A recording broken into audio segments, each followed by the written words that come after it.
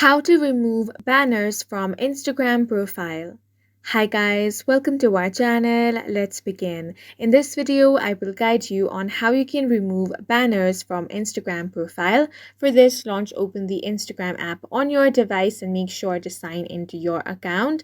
Now tap on the profile icon at the bottom right corner of your screen. First of all, I'm going to put in a banner here. So for that, tap on the edit profile option over here. Now tap on banners. You have the option of add banners. Tap on that. Now tap on the tick mark option. If I head back, as you can see, I have put in a banner of my Facebook account. So now if you want to remove the banner, all you want to do is tap on the edit profile option, then tap on banners. Now you want to tap on the cross mark next to the banner that you want to remove. So I'm going to tap on the X option over here.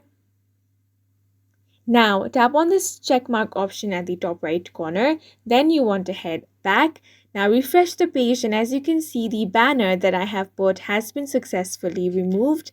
And that's it for this video. If you found it helpful, please make sure to hit the like button and subscribe for more videos like this.